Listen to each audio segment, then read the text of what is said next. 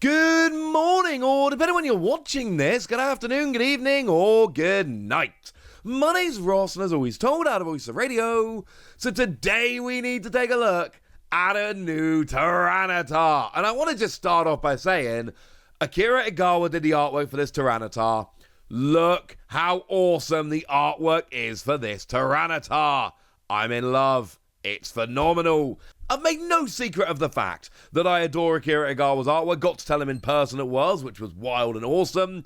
But this is just awesome. This is one of those ones where, even considering how much I love the artist, this is a particularly nice piece of art. It's also a really interesting card. Now, first, I do want to just shout out the Larvitar quickly. The Pupitar does 20 south damage. Nobody really cares. Like, it's 2 energy 60. It's fine. But I don't think anyone's ever really going to use it. But the Larvitar's kind of interesting here. It's 2 energy, which kind of ruins it, granted. But it's 20 damage, and flip a coin. If heads, you get to discard an energy. It's not some kind of ridiculous stunning attack, don't get me wrong.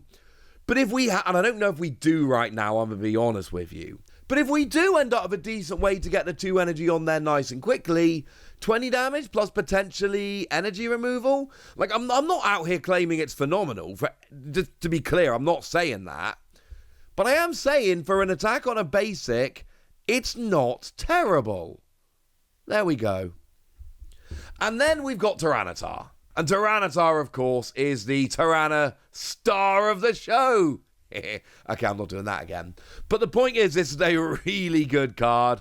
It's item lock. The ability just says, if this Pokemon is active, your opponent cannot play item cards from their hand. It's like proper job item lock. You don't have to attack. You don't have to do anything. As long as this Pokemon is active, your opponent cannot play item cards from their hand. Now, this is not Vileplume. We all want it to be Vileplume. We all hope it's going to be Vileplume. I want it to be I'd actually like Vileplume, but it would be interesting for the game. But I want it to be Vileplume to the point where I stopped recording this video and I went and had a really, really, really clear look, making sure I was 100% on the translation, but it most definitely is if this Pokemon is active. If you use Google Translate, it says if it's on the battlefield, which is not ideal. But basically, the way Japanese works is they say Bataru, which is literally battle, as in battle Pokemon, which means your active Pokemon, but that could be picked up as battlefield. So you understand why the mistake happens, but I assure you, I have double and triple checked the translation. It does need to be active. Does that make it terrible? No. No, I really don't think it does. Now, don't get me wrong. If this worked from anywhere on the field, it'd be a way better card. I'm not disputing that for a second. But I'm saying it's still item lock. And let's say you go first. And your opponent has a turn, but they can't evolve. They can't play supporters and all of that. But they can't evolve. I.e., they can't use things like rare candy, which is very important. And then, turn 2, you evolve up into this, get it into the active, and your opponent's had a single turn, and now they're item locked. And yes, they can get around it. Obviously, they can get around it. Boss's orders still very much in the format, so they can just gust something active. But let's say they use Boss's orders. That means that they've had one turn, and then on their second turn, they have to use Boss's orders as their supporter card. That's not exactly a perfect situation now, is it? Yes, there are ways. This only works if it's active. So there are ways that your opponent can gust something active or make you switch your active, blah, blah, blah. And obviously, one of the best ways around this is going to be Iron Bundle. Now, Iron Bundle you can actually protect against. The deal is Iron Bundle makes you switch, but it gives you the choice of what you switch. So if you can get 2 Tyranitar out, and they're both stage 2s, that's a bit awkward. But if you can get 2 Tyranitar out, then essentially they try and make you switch, and you do switch, but you just switch into another Tyranitar, and jobs are good, and you're golden. But like I say, in order to properly protect against that, you do have to get 2 of these out. Not impossible, but still a little bit annoying. And remember, the point here is that the whole time they can't play items. So yeah, they can go and find an iron bundle to make you switch, but they've got to do that without items. Sure, they can go and get a boss's orders, but it's their only supporter for the turn, and they've got to go and find it without using any items. And we all know at this stage, having to navigate the game without playing any items is a much more difficult proposition. I'm not saying this is going to work every time, but I am saying a lot of people's reaction to this is going to be, oh, well, I'll just make them switch. And maybe you will, but you need to do it without item cards. And that's my point here. It gets a lot more awkward. So yeah, I do think this could be good. I know it's a stage 2. I know it has to be active. I am aware of all of this. That doesn't mean that having a big stage 2 blocking your opponent's item cards isn't going to be fun. Because it is. And actually, while we're here, might be worth mentioning 190 HP. We have seen a few single prize Pokemon that are up at 190 HP, like Torterra, for instance. But these Pokemon are few and far between. 190, that is a very high amount of HP for a single prize Pokemon, which becomes even more relevant when you consider you've got to be sitting in the active to try and block items. You need as much survivability as you can get.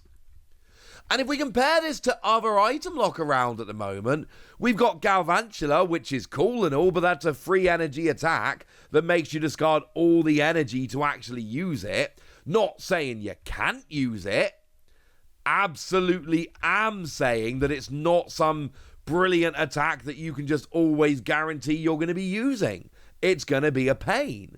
We've got Venomoth, but that's a stage 1 where you only do 30 damage. Now, to be fair, it is Confusion plus item lock on a stage 1, but it's got 90 HP and does 30 damage, so let's not pretend this is some kind of amazing card. There are significant problems in that you do naff all damage and you've got naff all HP.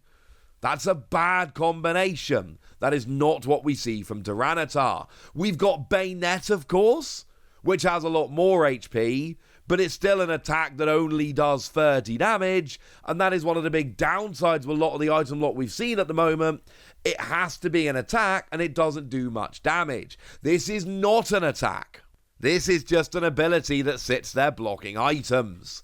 And we've got a decent attack here as well. 2 energy, 150, discard the top 2 cards of your opponent's deck. Now, I like that it's only 2 energy. I don't like that it's coming around right as we lose Dark Patch. That's honestly kind of annoying. Dark Patch would be really fun here.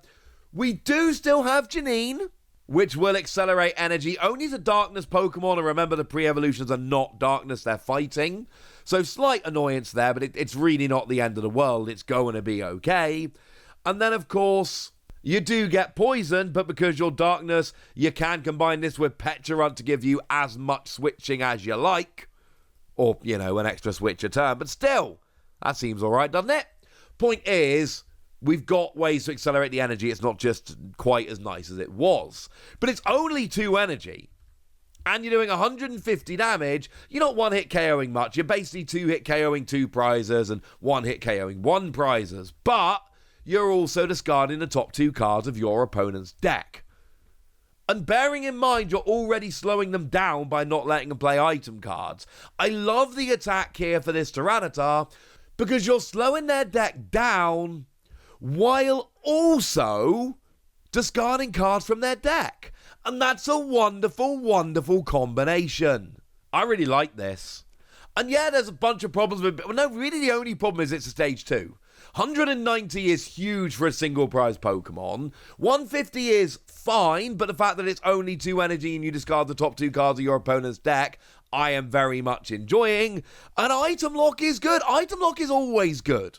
Item Lock has always been good. So I'm sorry, I just think there's a lot of potential here. Maybe it won't end up being good enough. And do remember nowadays, tools are not items. This will only block items, not tools. But I just think there is a lot of fun to be had here with Tyranitar. Maybe it's just Tyranitar is cool.